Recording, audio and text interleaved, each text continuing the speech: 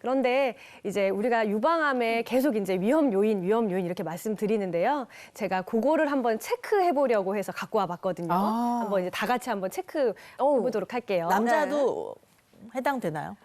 요 위험 요인에는 남자는 이제 해당이 안 됩니다. 네. 네, 먼저 첫 번째 보시면은요. 지금 현재 40대 이후의 여성, 그리고 유방암 가족력이 있는 경우, 그리고 초경 연령이 14세 이전인 경우. 만 나이인가요? 네, 만 나이요. 그다음에 폐경 연령이 50세 이후인 경우.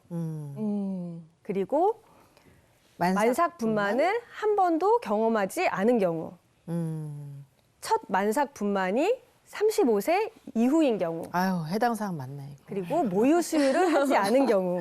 네. 그리고 체중이 63kg 이상. 혹은 비만 지수가 25 이상인 여성인 경우죠.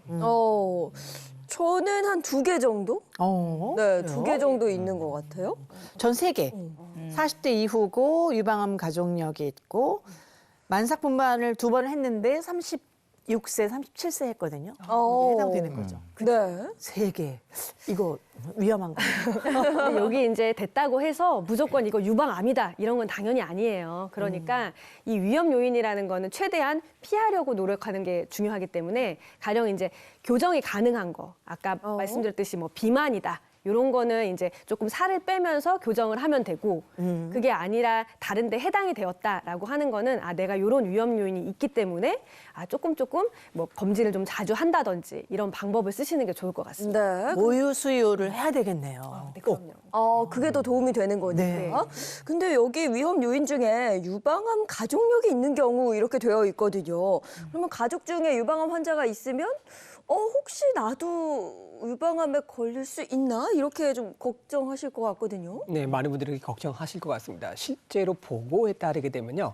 어머니, 딸, 친자매가 유방암에 걸렸을 경우 같은 가족인 여성이 일반 가족력이 없는 여성에 비해서 그 유방암에 걸릴 확률이 2배 정도나 높아진다고 합니다. 또 특히 유방암 발생 확률 같은 경우는 이 유방암 가족의 진단 수가 많을수록 높아지는 것으로 알려져 있습니다.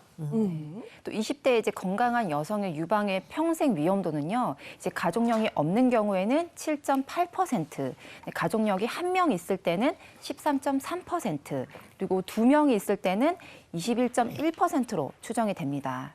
또 여기에 이제 유방암에 걸린 가족이 젊은 나이에 유방암 진단을 받았다. 이런 경우에는 발생 위험이 더 높아지게 되는데요. 예를 들어서 어머니가 만약에 60대 유방암을 진단받은 경우보다 이제 어머니가 40대 유방암을 진단을 받았다면 이 딸이 유방암에 걸릴 확률이 더 높아지는 것이죠. 자, 가족 중에 이 30, 40대 유방암을 진단받은 가족이 있다. 이런 경우가 있으시면 꼭 건강검진을 꼼꼼히 해보셔서 진단을 하시는 것이 좋겠습니다.